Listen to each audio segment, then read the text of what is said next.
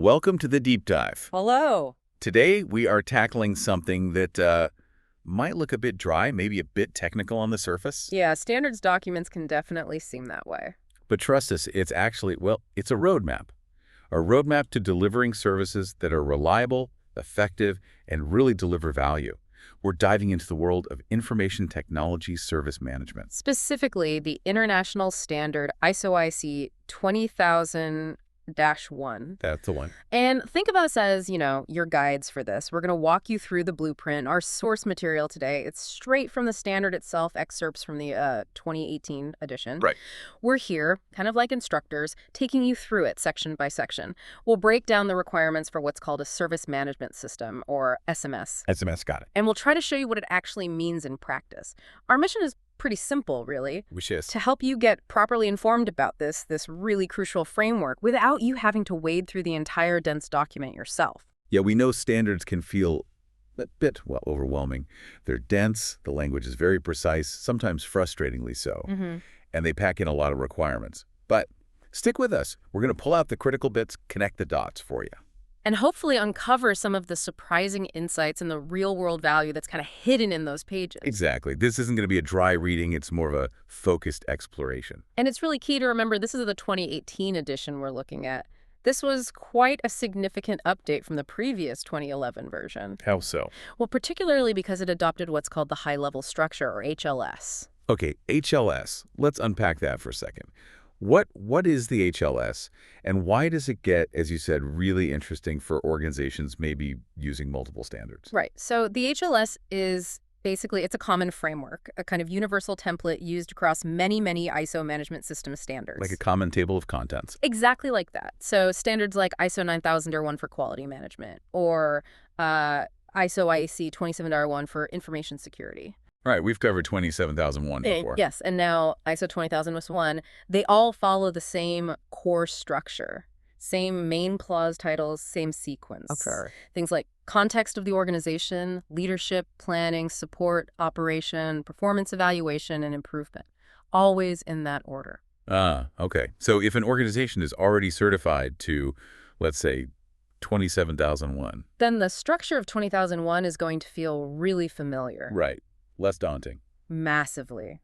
This makes implementing and, crucially, integrating multiple management systems much, much easier. How so? Well, those foundational clauses, like leadership or planning, often have very similar, sometimes identical core requirements. So organizations can build a single integrated system for quality, security, and service management, rather than having these separate siloed systems. That sounds like a huge win for efficiency. Avoiding duplication. It is. It's a huge benefit. That common language and structure, it's just a really smart move by ISO. It means you're not totally starting from scratch if you're already in that ISO ecosystem. Makes sense. And one other critical point from the standards introduction, just before we dive in. Okay. The way the requirements are structured, in clauses 4 through 10, that's just for presentation in the document. It doesn't mean your organization has to mirror that structure internally.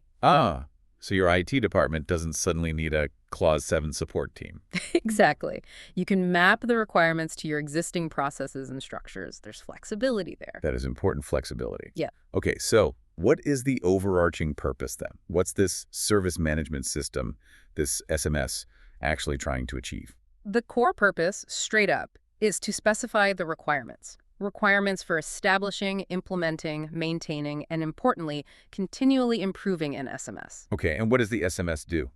It manages the service lifecycle. The service lifecycle? Yeah, okay. So that's not just like the technical delivery bit, it's the whole shebang. The whole journey, yes. The lifecycle includes planning the service, designing it, transitioning it into the live environment, actually delivering it day to day, and then improving it over time. Planning, design, transition, delivery, improvement. Got it. And the entire goal, the ultimate aim, is to meet agreed requirements and deliver value. Value to whom? To everyone involved, really. The customers who receive the services, the users who actually interact with them daily, and of course the organization providing the services itself. So adopting this, implementing an SMS, it's a strategic decision for an organization then. It's not just some IT checklist. Oh, absolutely strategic. The standard itself says adopting an SMS is a strategic decision. It's influenced by the organization's overall objectives, its governance structures, how it works with other parties, maybe suppliers, and just the fundamental need for services to be effective and, crucially, resilient. If your services aren't reliable, your whole strategy could fall apart, couldn't it? Pretty much. Roadblocks everywhere. Makes perfect sense. So what's the payoff? Why go through all the effort of implementing this? The main benefit is gaining visibility and control, real insight into your services and the processes that deliver them. Yeah. And this insight leads directly to continual improvement, which in turn results in greater effectiveness and efficiency. And that improvement loop? Yeah. It applies to both the system and the services. Yes, both. You make the system better, which helps you make the services better, which then gives you more data and insights to make the system even better still. It's a virtuous cycle. A continuous cycle of enhancement. Okay, so structure follows HLS. It's about managing the full service lifecycle strategically, focusing on value, driving continual improvement. Got it. And you mentioned something earlier about conformity. For an organization to actually claim they conform to ISO 20000-1, there's a key rule. Yes, a really key takeaway. For an organization to claim conformity, it cannot exclude any of the requirements specified in clauses 4 through 10. Full stop. No cherry-picking the bits you like. Nope. If a requirement is applicable within your defined SMS scope, you must meet it. And you must be able to demonstrate evidence that you're meeting it. Okay. No exclusions from the core requirements. That sets the stage nicely. Let's start our walkthrough then, beginning with Section 1, Scope. Right, Section 1.1, General. This basically reiterates that core purpose we just discussed, defining the requirements for planning, design, transition, delivery, and improvement of services, all managed through an SMS to meet requirements and deliver value. Pretty clear. Okay. And who is this standard actually for? Who's the intended audience? Well, the standard lists the potential users. Obviously, the main one is the organization that's delivering the services. Makes sense. But it's also used by parties performing conformity assessment. Auditors. Exactly, the auditors who come in to check if you meet the requirements. And it's also a reference point for providers of training or advice in service management. So it shows its broad role. It's an internal guide, yes, but also the benchmark for external certification and professional advice. It's the common language for that whole service management world. That's a good way to put it, the common language. This section also clarifies how two key terms, service and organization, are used specifically within this standard. Okay, definitions are always crucial in standards. Right. So service means the specific service or services that are within the defined scope of the SMS, whatever you've decided to include. Not necessarily all services the company offers. Correct. Only those within the scope. And organization refers to the organization, or importantly, part of it, like a department that is within the SMS scope and is responsible for managing and delivering those specific services. The source also notes this part can be called a service provider. Okay, so if my company is massive, but our SMS scope only covers, say, the internal IT department services for employees. Then whenever the standard says organization, it means the IT department as defined in that scope. Got it. You define the boundary, and the standards rules apply inside that boundary. Exactly. Which leads to Section 1.2, Application. This really hammers home that the standard is generic. It's designed to be applicable to any organization, Regardless of size. regardless of type, size, or the nature of the services it delivers. So whether you're a huge global cloud provider or you're just managing IT support for a single small college. The core principles, the requirements in clauses 410, they apply. Cool. And again, it emphasizes no excluding requirements from clauses 4 to 10 if you want to claim conformity. You show conformity by providing evidence you've met them. Evidence is key. What about involving other parties? This is huge today, right? So many services rely on external suppliers, cloud platforms, maybe even other internal departments providing databases or networks. Yes, this is a critical area, and the standard is actually quite clear here. The organization, the one seeking conformity, retains accountability, full stop. Retains accountability for meeting the requirements in the standard and for the successful delivery of the services, Even if someone else is doing some of the work. even when other parties perform activities that contribute to those services. So you can delegate the task, but you can't delegate the ultimate responsibility. That's the core principle exactly. When other parties are involved in meeting the requirements from clauses 6 through 10, meaning they're actually operating processes like incident management, or providing components like servers, within your SMS scope, your organization must demonstrate control over their activities. Demonstrate control. So the source gives examples like if a third party provides your server infrastructure or maybe operates your service desk, Yeah. you have to show you're managing their performance, ensuring they meet your service requirements. Precisely. You need to define the controls. You monitor their performance against your requirements. You ensure what they do actually supports your overall SMS objectives and meets your customer commitments, like SLAs. Okay, that makes sense. You need to manage the whole service chain. But now here's a really interesting point, a crucial constraint. The standard says an organization cannot demonstrate conformity if other parties are used to provide or operate all services, all service components, or all processes within the scope of the SMS. Whoa, okay, so let's think about that. If you've essentially outsourced everything within your defined scope, maybe the service desk is outsourced, the infrastructure is cloud, the application support is another vendor, and your team is basically just managing the contracts. Then, according to the standard, you cannot achieve ISO 20001 certification for that scope. Really? Correct. The entity seeking conformity, the organization, in the standards terms, needs to be actively managing and operating some significant part of the service delivery or the management system processes itself within that defined scope. So you have to be the one actually running the system, or at least core parts of it, not just paying others to run the whole thing for you. You have to be the heart of the service management system, as you put it earlier. You must retain some core management and operational activity yourself. It draws a pretty clear line. It does. That's a very important clarification. What else in Section 1? Just finally, Section 1.2 mentions that the standard doesn't specify particular products or tools. It's not, a shopping list for ITSM software, but it can help you figure out the requirements for tools that would support your SMS effectively. So it defines what you need the tools to do, not which specific tools to buy. Exactly. Defines the functional requirements, essentially. Okay, shall we move on? Section 2 is next. Normative references. Okay, normative references. What does this source say here? This is usually pretty quick. It is. It states very clearly, quote, "There are no normative references in this document." Okay, let's just unpack that briefly. Normative references are other documents you must use or comply with to meet the standard you're reading. Correct. They are mandatory dependencies. So if there are no normative references here, what does that mean practically? It means you don't have to be certified to or even formally use another specific standard like ISO 9001 for quality or ISO 27001 for security to implement and get certified against this one, ISO 2001.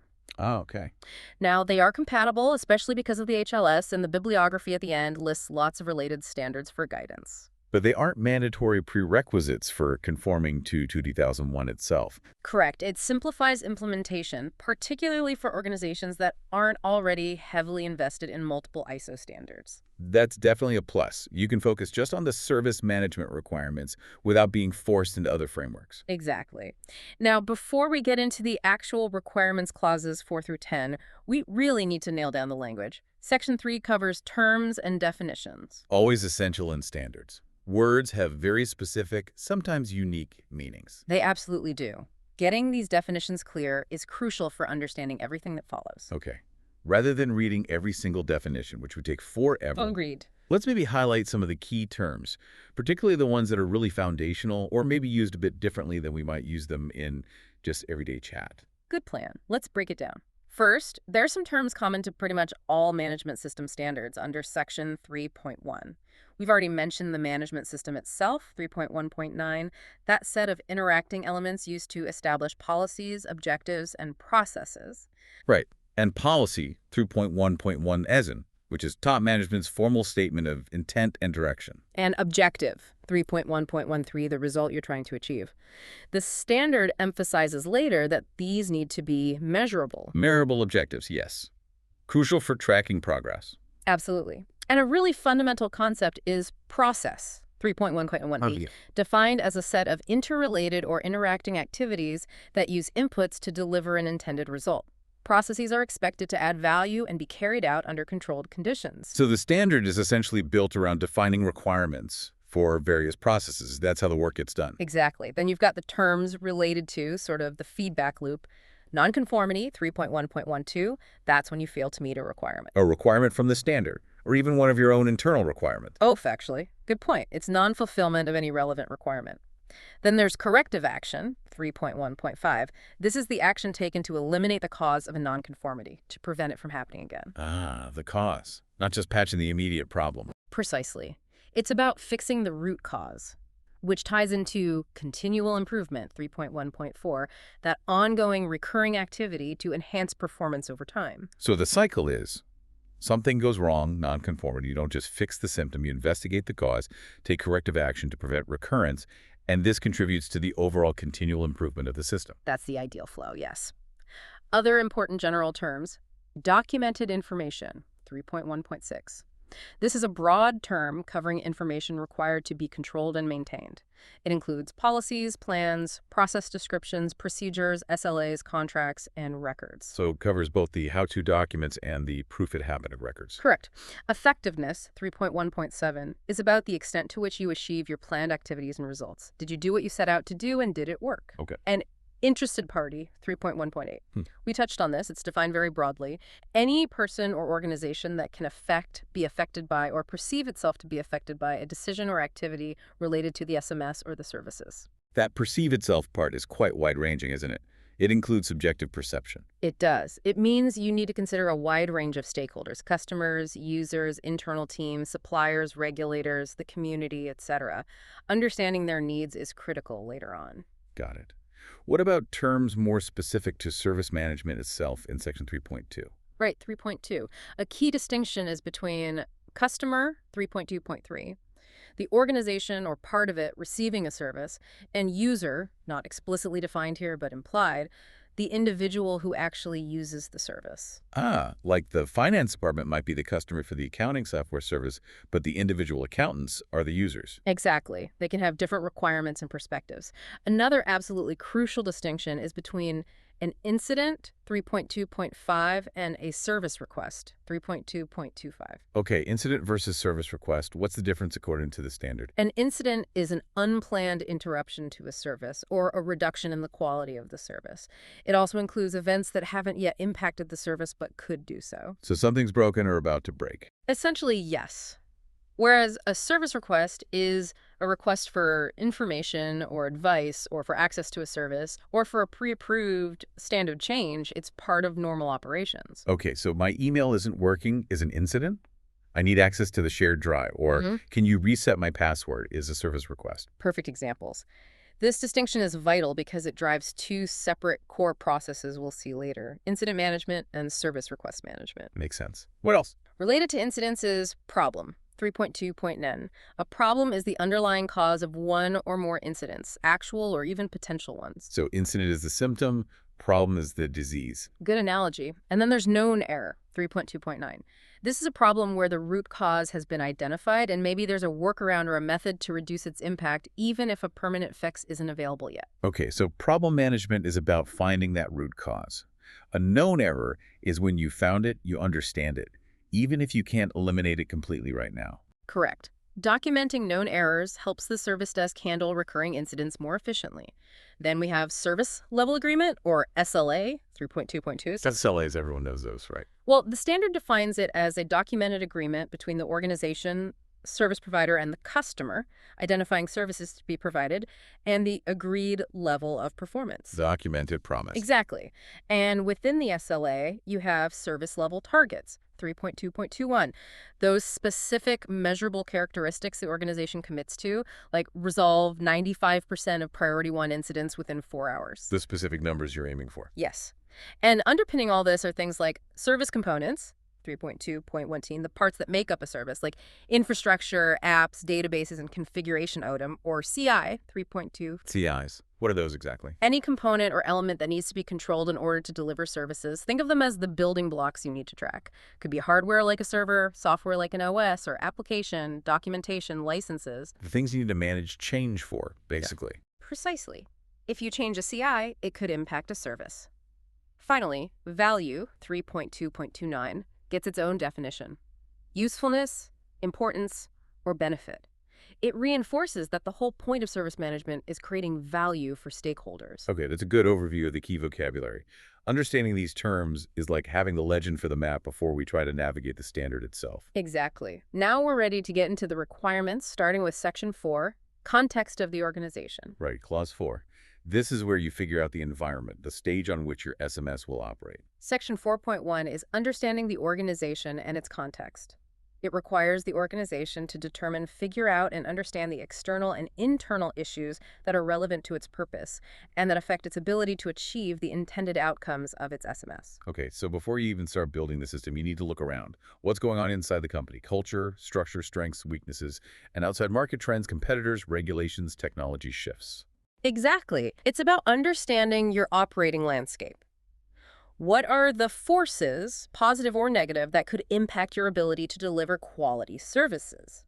Think SWOT analysis, but focused on service management. Makes sense. Know thyself, know thy environment. Then 4.2 builds directly on this. It requires the organization to determine the relevant interested parties. Those stakeholders we defined earlier. Yes, and determine their relevant requirements. So step 1.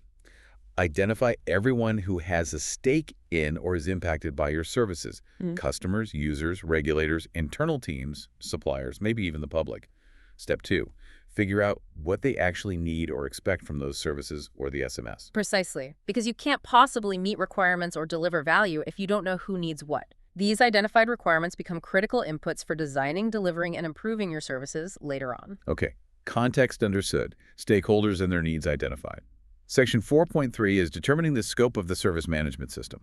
This is where you draw the line in the sand. Right. You define the boundary.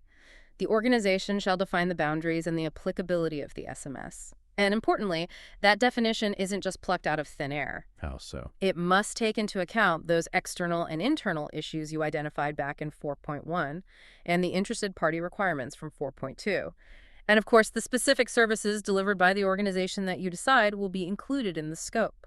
So the scope definition itself has to be based on a solid understanding of your context, your stakeholders, and the services you've chosen to manage formally under this system. Exactly. It's a considered decision. And the scope definition shall be available as documented information. It needs to clearly state the services covered and the name of the organization, or part managing them. And it must be maintained, kept up to date. Foundational, as you said. You can't manage what you haven't clearly defined the boundaries for. You really can't. And finally, 4.4 is the overarching requirement for this whole section. The organization shall establish, implement, maintain, and continually improve the SMS and its processes in accordance with the requirements of this standard. So Clause 4 is all about setting the stage. Yeah. Know your environment, know your stakeholders and their needs. Clearly define what's in and out of scope for your system. Exactly. It provides the foundation, which leads us very logically into Section 5, leadership. Right. Because a system like this won't build or run itself. It needs drive and direction from the top. Absolutely critical. Section 5.1 is leadership and commitment, and it states very clearly, top management shall demonstrate leadership and commitment with respect to the service management system. Okay, but how? What does demonstrate mean in the standards terms? Is it just saying nice things about it? No, it's much more active than that. The standard lists specific actions, specific ways top management has to show this commitment. Such as? Things like taking accountability for the effectiveness of the SMS, ensuring the service management policy and objectives are established and that they align with the overall strategic direction of the organization. Aligning with strategy key. Crucial. Also, ensuring that the SMS requirements are integrated into the organization's business processes. Not just siloed within IT, integrated into how the business runs. Yes. Making sure the necessary resources are available. Communicating the importance of effective service management and conforming to the SMS requirements, actively promoting continual improvement, and supporting other relevant management roles to demonstrate their leadership as it applies to their areas of responsibility. Wow, that's quite a list. It really underscores that ISO 20001 isn't something top management can just delegate entirely to the IT department and forget about. Definitely not. It requires active, visible involvement and championship from the highest levels. That integration into business processes is a really powerful point. It reframes service management as a core organizational capability, not just an IT function. That's the goal. Section 5.2 then focuses on the policy. The service management policy. What's required there? 5.2.1 says top management shall establish a service management policy. This policy needs to be appropriate for the organization's purpose. It needs to provide a framework for setting those service management objectives we talked about. It must include a commitment to satisfy applicable requirements like customer requirements, legal requirements, and crucially, it must include a commitment to the continual improvement of the SMS. So it's the high-level guiding statement, setting the direction and commitment. Exactly. And 5.2.2 is about communicating that policy. Makes sense. What's the use of a policy no one knows about? Right. The policy shall be available as documented information. It shall be communicated, understood, and applied within the organization. And it also needs to be available to relevant interested parties as appropriate. So everyone involved internally needs to understand it, and you need to share it externally where relevant, maybe with customers or suppliers. Yes. And finally, for leadership, 5.3 covers organizational roles, responsibilities, and authorities. Making sure everyone knows who does what. Top management shall ensure that the responsibilities and authorities for relevant roles within the SMS are assigned, communicated, and understood. And the standard specifically calls out two key responsibilities that must be assigned. Responsibility and authority for ensuring the SMS conforms to the requirements of this standard, and for reporting on the performance of the SMS and the services back to top management. So clear roles prevent confusion and drop balls. And ensuring performance gets reported up keeps the system visible and accountable at that strategic level. Leadership provides the engine, and these roles and responsibilities are like the transmission connecting it to the rest of the system. That's a great way to put it. Okay, so we understood the context. We've got leadership, commitment, and direction. Now we move to Section 6. Planning. Planning. This is where you figure out how you're actually going to achieve those objectives and manage the potential roadblocks. Exactly. Section 6.1 is actions to address risks and opportunities. This ties directly back to Clause 4. How so? Based on those issues you identified in 4.1 and the interested party requirements from 4.2, the organization shall determine the risks and opportunities that need to be addressed. And why? What's the goal of identifying these risks and opportunities? The standard says it's to provide assurance that the SMS can achieve its intended outcomes, prevent or reduce undesired effects, like service failures, and achieve continual improvement. So it's proactive thinking, looking ahead, based on our environment and stakeholder needs. What could go wrong, what could go right, and how do we plan accordingly? Precisely. It embeds risk-based thinking right into the planning process. The standard then requires you to determine and document specific types of risks. Like what? Risks related to the organization achieving its objectives, risks specifically related to not meeting service requirements, and risks associated with the involvement of other parties in the service lifecycle. Okay, so focusing on risks that could jeopardize objectives, service delivery, and supplier performance. Yes.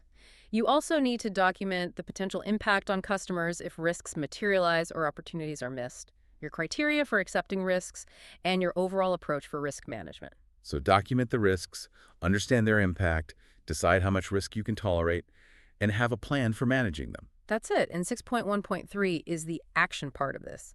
You shall plan actions to address these risks and opportunities, how you'll prioritize them, and critically, how you will integrate and implement these actions into your SMS processes and then evaluate their effectiveness. So it's not enough to just identify risks. You need a plan to deal with them, embed that plan in your operations, and check if your actions actually worked. Exactly. The standard even gives examples of risk treatment options: avoid, mitigate, transfer, accept, etc. It connects risk management directly to the ongoing operation and improvement of the SMS. Okay, makes sense. Next up is 6.2, service management objectives and planning to achieve them. Right. Objectives, those measurable results we want to achieve. What are the requirements here? 6.2.1 states the organization shall establish service management objectives at relevant functions and levels. These objectives shall be consistent with that service management policy we just talked about. Okay. They shall be measurable, if practicable. They need to take applicable requirements into account. They need to be monitored, communicated, and updated as appropriate.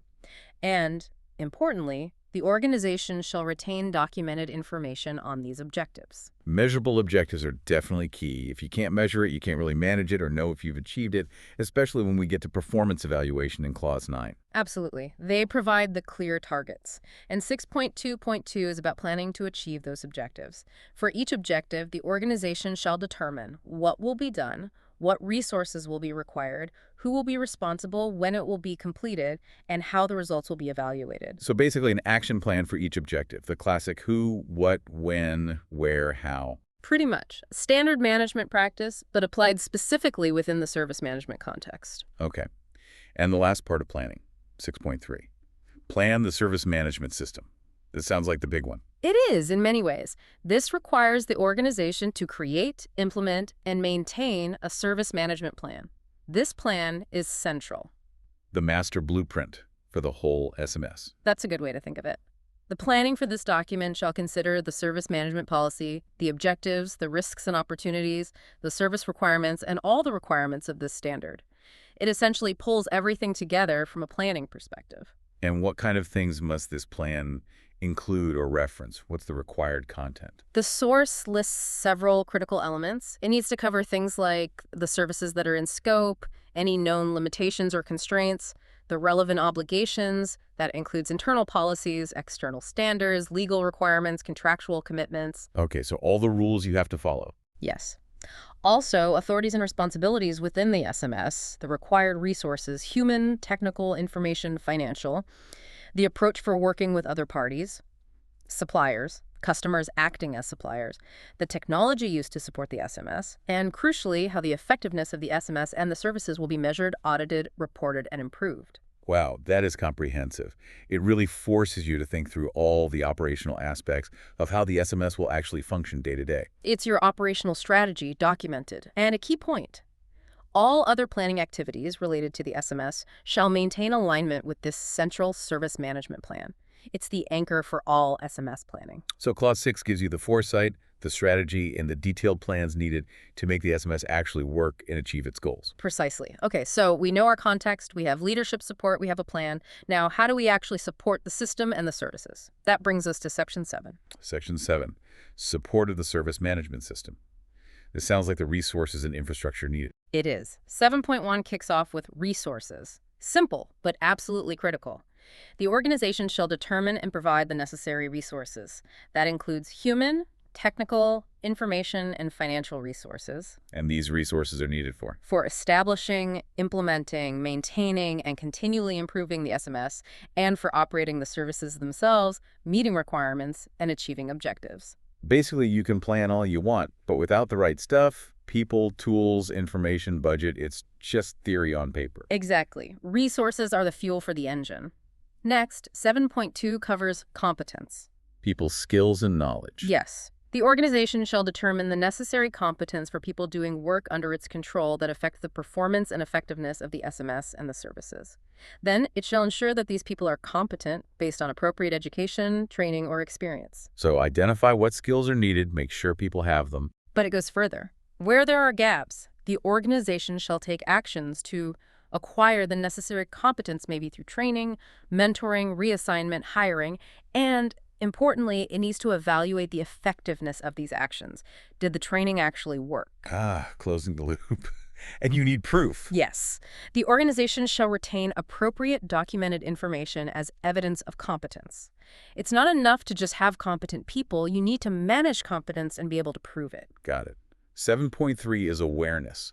How is this different from competence? Competence is about ability, skills, and knowledge. Awareness is about understanding. People doing work under the organization's control shall be aware of the service management policy, relevant service management objectives, the services they contribute to, their specific contribution to the effectiveness of the SMS, including the benefits of improved performance, and crucially, the implications of not conforming with the SMS requirements. So making sure everyone understands the bigger picture, why their specific job matters in that picture, and what the consequences are if things aren't done correctly, according to the system. Exactly. It's about fostering that shared understanding and commitment across the team. Moving on, 7.4 is communication. How information flows. The organization shall determine the internal and external communications relevant to the SMS and services. This involves defining what needs to be communicated, when it needs to be communicated, with whom, which stakeholders, how the communication will happen, and who is responsible for communicating. Planned, structured communication rather than just ad hoc emails and hallway chats. Precisely. Clear, planned communication is the oil that keeps the different parts of the system working together smoothly, both internally and with external parties like customers and suppliers. Makes sense. Okay, Section 7.5 is a big one, isn't it? Documented information. It is. We've seen requirements for specific documented information scattered throughout, but this section sets the general requirements for managing it all. What does it cover? 7.5.1, General, says the organization's SMS shall include documented information required by this standard. All those specific shall retain documented information clauses, and any additional documented information the organization determines is necessary for the effectiveness of its own SMS. So the standard sets a minimum baseline, but you might need more depending on your own situation. Exactly. The standard explicitly notes that the extent of documented information can vary depending on the organization's size, the complexity of its processes and services, and the competence of its people.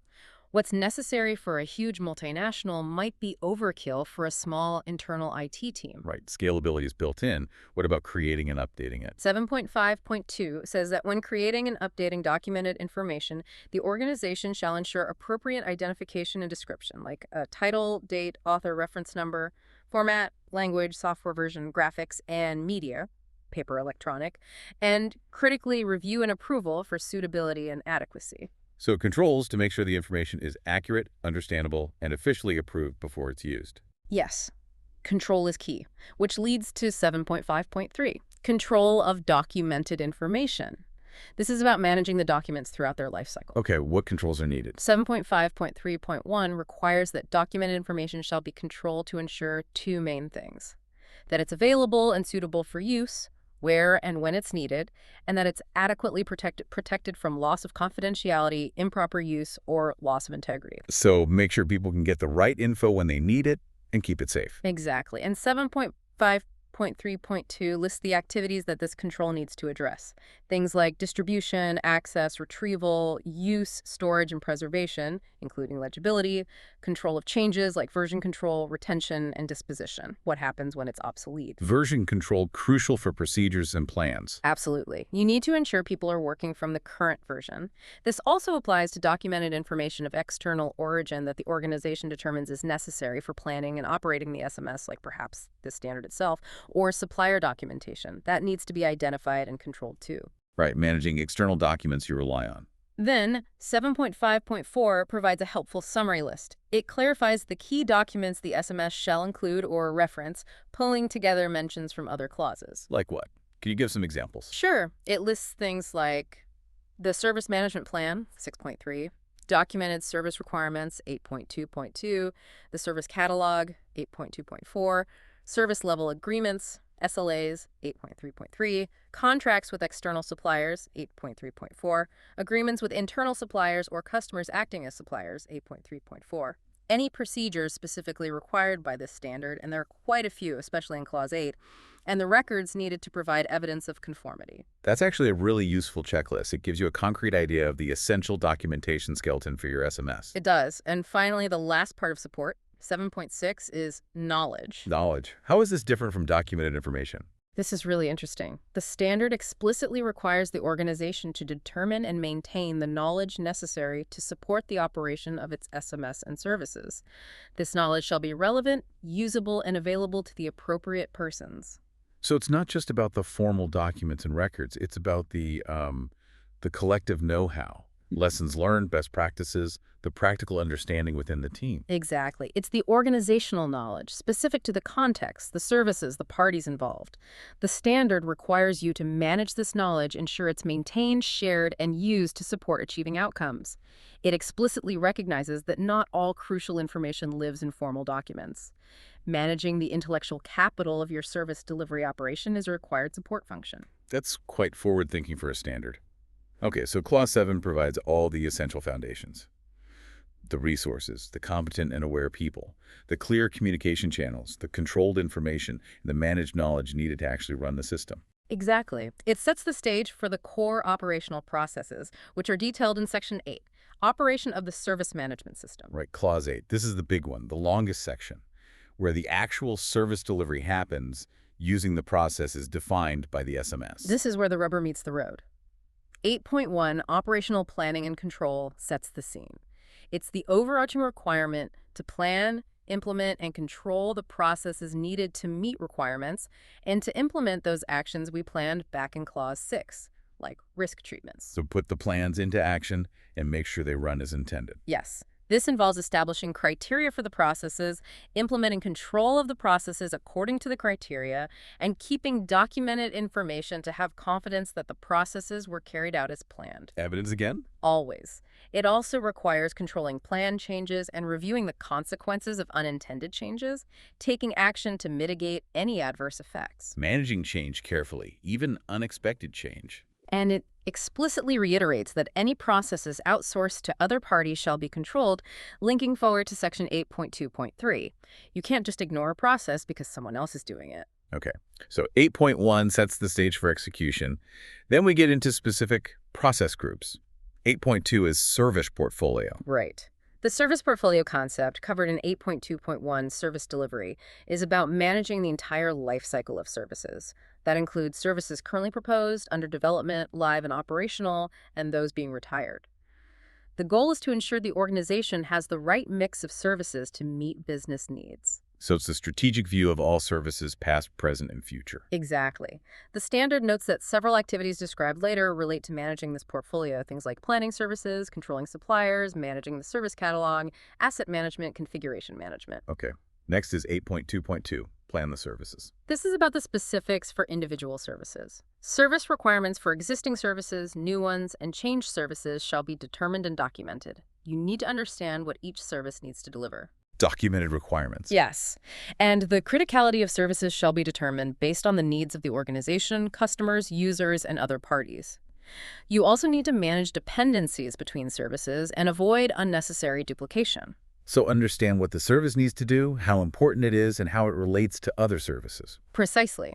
Changes to services or proposals for new ones shall align with the policy, objectives, and requirements, considering constraints and risks. And requests for change, or proposals for new changed services, shall be prioritized based on business needs and objectives, considering resource availability. Ensures that the services you're planning or changing are actually aligned with what the business needs, prioritized correctly, and understood in terms of requirements and dependencies. Exactly. Now, 8.2.3 is control of parties involved in the service lifecycle. This is where the details are for managing suppliers and other involved parties. Right, we flagged this as crucial earlier. It is. 8.2.3.1 starts by reiterating that the organization retains accountability for meeting the standards requirements and for service delivery, regardless of which party performs which activities. Can't delegate responsibility. Never. Criteria shall be determined and applied for evaluating and selecting these other parties, whether they're external suppliers, internal departments acting as suppliers, or even customers acting as suppliers in some scenarios. Evaluating suppliers is key. Yes, and it repeats that absolute constraint.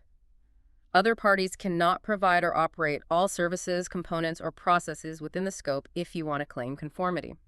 The organization shall determine and document which specific services, components, or processes are operated by other parties. Clarity on who does what. And, crucially, integration and coordination of activities with these other parties shall happen across the entire service, lifecycle planning, design, transition, delivery, and improvement. That integration piece sounds vital. Even if different companies or teams handle different parts, you, the main organization, have to make sure it all works together seamlessly from the customer's perspective. You're the conductor of the orchestra, making sure everyone plays together. 8.2.3.2 then requires that relevant controls shall be defined and applied for these other parties. This includes measuring and evaluating their process performance and their effectiveness in meeting your service requirements. So you need defined controls and performance metrics to ensure their contribution fits your overall service delivery and meets the promises you've made, like in your SLAs. Exactly. You're managing their performance as part of your system. Okay, what's next in the portfolio section? 8.2.4 is service catalog management. The organization shall create and maintain one or more service catalogs. The menu of services. Pretty much. These catalogs shall include information needed by the organization, customers, users, and other relevant parties to understand the services offered, their intended outcomes, and any dependencies. Appropriate access shall be provided. It's a key communication tool. Essential for clarity in managing expectations. Then 8.2.5 is asset management. This is about managing the assets used to deliver the services. They shall be managed to meet service requirements and any obligations, like legal or contractual ones identified back in planning. So tracking the underlying resources, hardware, software, licenses, etc., that are needed for the services. Yes, ensuring they're properly managed throughout their life cycle to support service delivery. It links to configuration management if those assets are also configuration items. Which brings us to 8.2.6, configuration management. Right. This requires defining the types of configuration items, CIs, that will be managed. Services themselves shall be classified as CIs. So the service itself is tracked as a CI. Yes, along with its components. Configuration information shall be recorded for each CI. The standard specifies what info is needed. A unique identifier, type, description, relationships with other CIs, and status. Access to this information shall be controlled. So what pieces make up the service? How are they connected? What state are they in? Exactly. CIs shall be controlled throughout their life cycle. Changes to CIs shall be traceable and auditable to maintain the integrity of the configuration information. The information must be updated after changes are deployed. Keeping the records accurate. Yes, and the accuracy of the configuration information shall be verified at planned intervals, with action taken if discrepancies are found. This info needs to be made available to support other service management activities like incident, problem, and change management. A reliable configuration management database, CMDB or system, is absolutely vital for understanding your environment, managing changes safely, and speeding up troubleshooting when things go wrong. It's the map of your service infrastructure. It really is a foundational process. Okay, that wraps up 8.2. Let's move to 8.3, relationship and agreement. This sounds like managing the interactions with people, customers, suppliers. Exactly. The standard actually includes a figure here showing the relationship between three key processes: business relationship management, service level management, and supplier management. It clarifies supplier management excludes procurement activities, focusing on managing the relationship and performance after procurement. Okay, so what's involved in 8.3.2? Business relationship management. This process focuses on the relationship with customers, users, and other interested parties receiving the service. You need to identify and document them. Designated individuals shall be assigned to manage customer relationships and satisfaction. A relationship owner. Yes. Arrangements shall be established for communication to promote understanding of the evolving business environment and enable the organization to respond effectively to new or changed requirements. Two-way communication. Understanding their world, they understand yours. Right. You also need to review service performance and outcome trends with customers at planned intervals. Measure customer satisfaction using a representative sample periodically, analyze the results, review them for improvement opportunities, and report on them. So actively checking if customers are happy and using that feedback. Yes. And service complaints shall be recorded, managed through to closure, and reported on. An escalation method for unresolved complaints shall be provided. Formal complaint handling. This whole process is about staying close to the customer, understanding their needs and satisfaction, and managing the relationship proactively. It brings the voice of the customer right into the heart of the SMS. Next, 8.3.3 is service level management. SLAs again? But this is the process for managing them. The services to be delivered shall be agreed with the customer. For each service delivered to a customer, one or more SLAs shall be established based on documented service requirements. Setting the expectations. SLAs shall include service level targets, any limitations on workload, like number of users supported, and exceptions. You then shall monitor, review, and report performance against these targets and any workload changes at planned intervals. And importantly, identify improvement opportunities when targets are not met. So define the promise, measure if you keep it, report on it, and fix things when you don't. That's the essence of it. The standard notes flexibility in how agreements are documented could be formal contracts, meeting minutes, even emails, as long as it's documented and agreed. Okay. Then 8.3.4 is supplier management. This is broken into two parts: managing external suppliers, 8.3.4.1, and managing internal suppliers or customers acting as suppliers, 8.3.4.2. Let's start with external suppliers. Designated individuals shall manage the relationships, the contracts, and the performance of external suppliers. Documented contracts shall be agreed, specifying scope, what they provide, requirements, targets, obligations, and responsibilities. Clear contracts are essential. Absolutely. You need to assess if the supplier's targets align with your customer SLAs and manage any risks from that alignment or lack thereof. Define and manage the interfaces between your processes and the suppliers. Monitor their performance at planned intervals, identifying improvement opportunities if their targets aren't met. Checking they're holding up their end of the bargain. Yes. And review contracts against requirements periodically, assess the impact of any changes before approving them, and record and manage any disputes through disclosure. So actively managing that external dependency. What about internal suppliers? Like if the network team provides connectivity for the application service. 8.3.4.2 covers that. Documented agreements shall be developed, agreed, and maintained with internal suppliers, or customers acting as suppliers. These agreements should cover targets, commitments, activities, interfaces. You monitor their performance periodically and identify improvement opportunities if targets aren't met. So even internal relationships need structure, clear agreements, and performance monitoring within the SMS. Yes, if they are formally part of your service delivery chain, but outside your immediate SMS scope, managing all your dependencies, internal or external, is crucial. Okay, that covers relationships. Section 8.4 is supply and demand. This sounds like resource management. It is. 8.4.1 is budgeting and accounting for services. The organization needs to budget and account for the cost of services according to its financial policies. Costs should be budgeted for control and decision-making. Knowing how much services cost. Yes. Monitor and report costs against budget, review forecasts, and manage costs at planned intervals. A key note here. This process is about understanding and managing costs, not necessarily about charging customers for services. So it applies whether services are charged back or internally funded. Useful distinction. Understanding costs is important even for internal services. 8.4.2 is demand management. You need to periodically determine current demand for services and forecast future demand. Monitor and report on actual demand and consumption patterns. This feeds into capacity planning. So figuring out how much of each service people are using now and are likely to need in the future. Exactly, which leads directly to 8.4.3, capacity management. Here, capacity requirements for human resources, technical capacity, information, financial resources shall be determined, documented, and maintained, considering service requirements and performance targets. Planning the resources needed. Yes.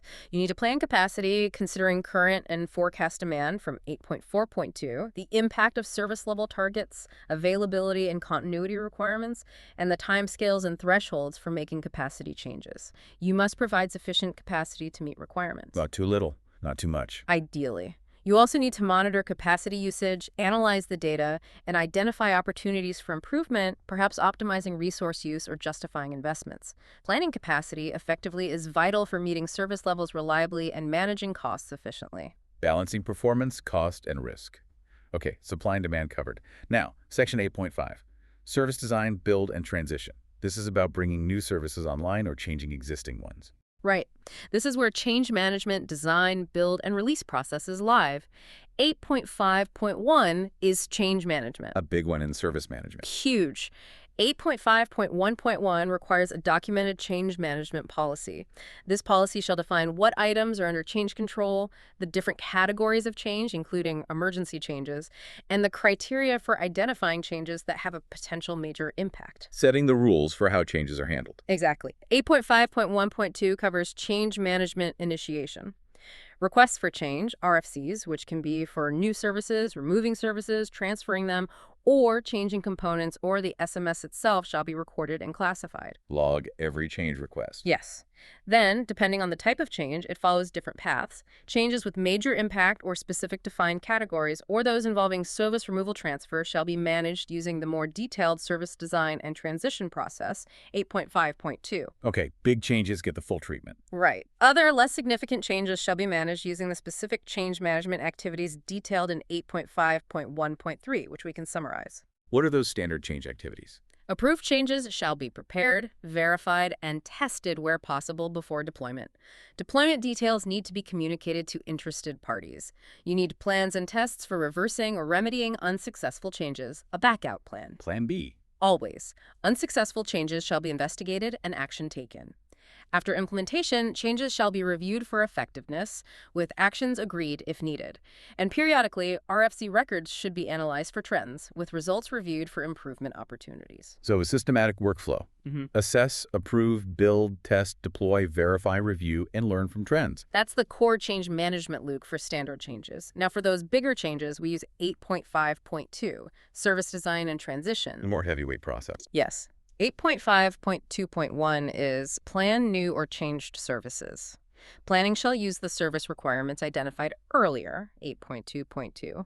The plan shall include or reference things like authorities and responsibilities, activities and timescales, who does what, when, required resources, dependencies on other services, testing requirements, service acceptance criteria, how you'll know it's ready, intended outcomes, measurable, and an impact assessment on the SMS, other services, stakeholders. Very detailed planning up front. Yes, and there's additional planning required specifically for service removal, like archiving data, disposal of assets, or service transferring data, knowledge, components to another party. Any affected CIs need to be managed through configuration management during this. Thorough planning is essential for major changes to succeed. Absolutely. 8.5.2.2 is design. The new or changed service shall be designed and documented to meet those requirements from 8.2.2. The design shall include all relevant items, including necessary updates to the service catalog. Translating requirements into a technical and procedural blueprint. Exactly. Then 8.5.2.3 is build and transition. Services shall be built and tested according to the design, verifying they meet requirements and acceptance criteria. If criteria aren't met, a decision needs to be made on further actions or whether to proceed with deployment. Deployment itself shall use the release and deployment management process, 8.5.3. Build it, test it rigorously against the specs. And after transition, you report back to interested parties on whether the intended outcomes were actually achieved. Did it deliver the expected value? Closing the loop again. Yeah. Okay, so that leads to 8.5.3, release and deployment management. This is the actual process of putting the change into the live environment. Correct. It defines how releases are managed. You need to define release types, for example, major, minor emergency, frequency, and the method for managing each type. Plan the deployment into the live environment, coordinating closely with change management, referencing the related RFCs, known errors, problems. Coordination is key. The deployment plan needs dates, deliverables, methods. The release package shall be verified against acceptance criteria before deployment. If criteria aren't met, a decision is needed. Affected CIs shall be baselined before deployment. Snapshotting the before state. Important for rollback. Very. Deployment shall maintain the integrity of services and components.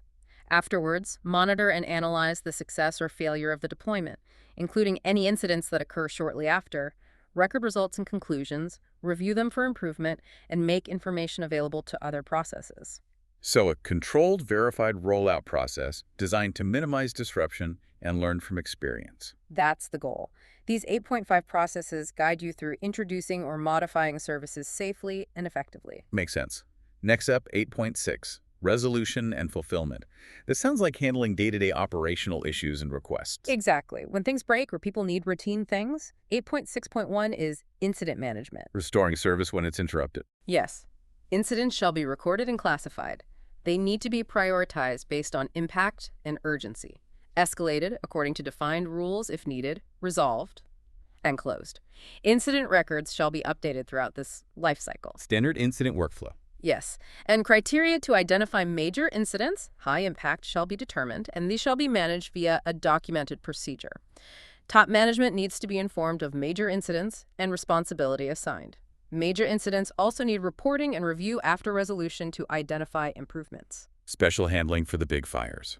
The core focus is restoring normal service operation as quickly as possible. That's incident management's prime directive. Then 8.6.2 is service request management. Handling those routine requests we defined earlier. Right. Service requests shall be recorded and classified, prioritized, fulfilled, and closed. Records need to be updated. Instructions for fulfilling common types of requests shall be available to the relevant staff. An efficient process for handling the standard everyday asks that aren't break-fix incidents. Exactly. And finally, in this group, 8.6.3 is problem management. Getting to the root cause of incidents. Precisely.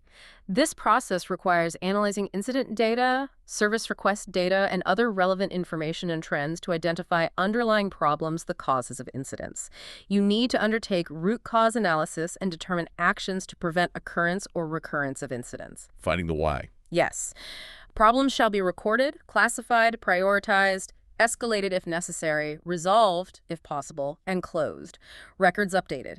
Any changes needed for problem resolution shall be managed via change management. Linking problems to changes needed to fix them. Correct. And if the root cause is known but there's no permanent fix available right now, you determine actions to reduce the impact and record it as a known error, linking back to the definition. Information on known errors and problem resolutions needs to be made available, typically to the service desk and incident management teams. Sharing the knowledge to handle recurring issues better. Yes.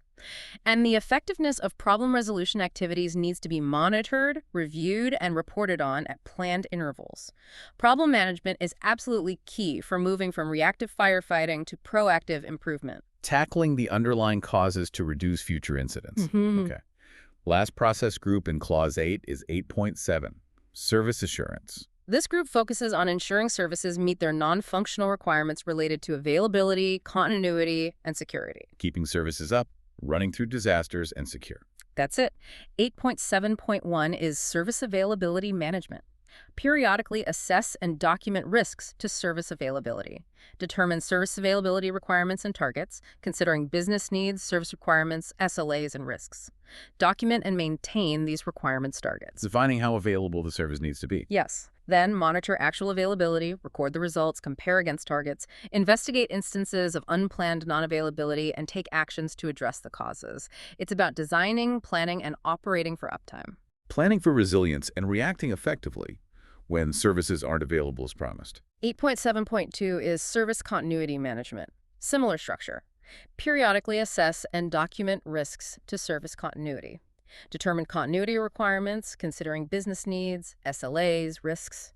Create, implement, and maintain one or more service continuity plans. A disaster recovery plan for your services. Essentially, the plan shall include or reference things like criteria and responsibilities for invoking the plan, procedures to follow during a major loss of service, service level targets during invocation, likely reduced, recovery requirements, and procedures for returning to normal operation. The playbook for major disruptions. Yes, and the plan and contact information shall be accessible even when the normal business location is unavailable.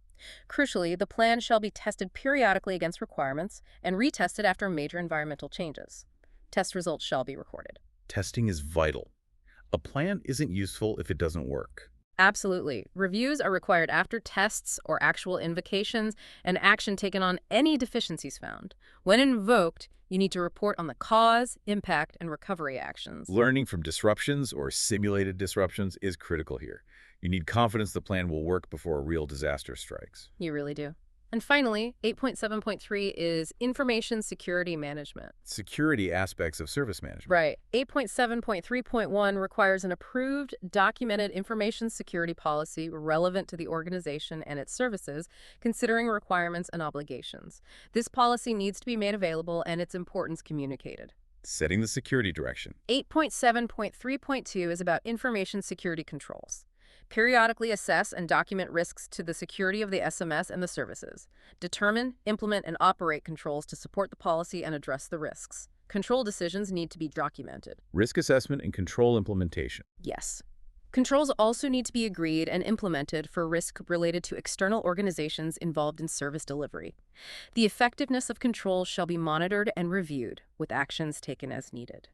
It notes the link to the ISO IE 27000 series for more detailed security guidance. Protecting the information assets involved in delivering the service, including managing third-party security risks. Exactly. And 8.7.3.3 deals specifically with information security incidents. These shall be recorded, classified, prioritized based on security risk, escalated, resolved, and closed.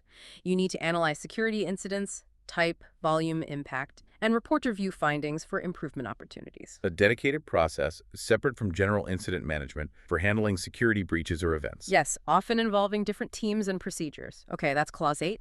It's packed, covering all the core operational processes needed to deliver and support services according to the SMS. Definitely the engine room, as you called it.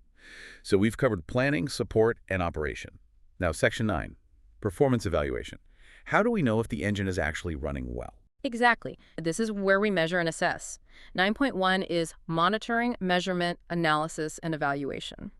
The organization shall determine several things. Like what? What needs to be monitored and measured? This includes both the performance of the SMS itself and the performance of the services. The methods for monitoring, measurement, analysis, and evaluation to ensure valid results. When the monitoring and measuring will be performed, and when the results will be analyzed and evaluated. So deciding what data to collect, how to collect it, how often, and when to make sense of it. Precisely. It's fundamental to performance management. You shall retain documented information as evidence of the results, and the organization shall evaluate the performance of the SMS against its objectives, the overall effectiveness of the SMS, and the effectiveness of the services against their requirements. So evaluating performance from multiple angles. Are we meeting our goals? Is the system itself working well? And are the services actually meeting customer needs? Yes, it requires a multidimensional view of performance. Next, 9.2 is internal audit. Checking your own work. Essentially, yes. The organization shall conduct internal audits at planned intervals. The purpose: to provide information on whether the SMS conforms to the organization's own requirements for its SMS and the requirements of this standard, and also whether it is effectively implemented and maintained. So checking compliance and effectiveness internally. Right. You need to plan, establish, implement, and maintain an audit program, considering the importance of the processes, changes affecting the organization, and results of previous audits. Define the audit criteria and scope for each audit. Select auditors who are objective and impartial. Ensure results are reported to relevant management. And retain documented information of the audit program and the results. Regular internal checks are vital for identifying weaknesses before an external certification audit and just for driving internal improvement. A key self-assessment mechanism. Then 9.3 is management review. Bringing top management back into the loop. Yes. Top management shall review the organization's SMS and services at planned intervals. Why? To ensure their continuing suitability, adequacy, and effectiveness. So, a regular high-level checkup on the health of the system. What do they need to look at in this review? The standard lists a comprehensive set of inputs that shall be considered. Things like the status of actions from previous management reviews, changes in external and internal issues relevant to the SMS, linking back to 4.1, information on performance and effectiveness, including trends and nonconformities, monitoring results, audit results. So lots of data feeds into this. Yes. Also, opportunities for continual improvement, feedback from customers and other interested parties, the extent to which policy and objectives have been achieved, the performance of services, the performance of other parties involved, the adequacy of resources and capabilities, results of risk assessments and actions taken, and any other relevant changes affecting the SMS or services. Wow, they really get a full dashboard view of the SMS and service health, pulling data from all across the system. That's the idea. It's top management's opportunity to assess performance and make strategic decisions about the system's direction.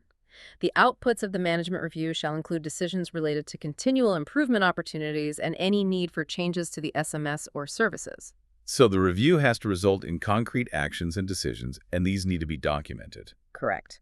And finally, in performance evaluation, 9.4 is service reporting. The organization needs to determine reporting requirements and the purpose of reports, produce reports on the performance and effectiveness of the SMS and services, including trends, using the information gathered from various activities. Making the performance data visible. And actionable. Decisions and actions need to be taken based on the findings in the reports, and agreed actions communicated to relevant interested parties. While specific reports are required in other clauses, like SLA performance, supplier performance, this section ties it together as a general requirement for reporting. Reporting isn't just paperwork. It's meant to drive decisions and actions. Okay, Clause 9 is all about gathering the data, reviewing it at different levels to understand how well everything is performing. Which leads perfectly into the final clause. Section 10. Improvement. This is where the system learns, adapts, and gets better over time. Closing the loop. 10.1 deals with nonconformity and corrective action. What happens when something goes wrong, when a requirement isn't met? 10.1.1 lays out the process. When a nonconformity occurs, including complaints, the organization shall First, react to it, control and correct it, deal with the immediate consequences, then evaluate the need for action to eliminate the cause of the nonconformity so that it doesn't recur or happen elsewhere. The root cause analysis piece again. Yes. This evaluation involves reviewing the nonconformity, determining its causes, and determining if similar nonconformities exist or could potentially occur. If action is needed, implement it. Then review the effectiveness of the corrective action taken. Did it actually fix the problem? And make changes to the SMS itself if necessary. So a structured process. Contain, investigate cause, plan fix, implement fix, check fix worked. Exactly.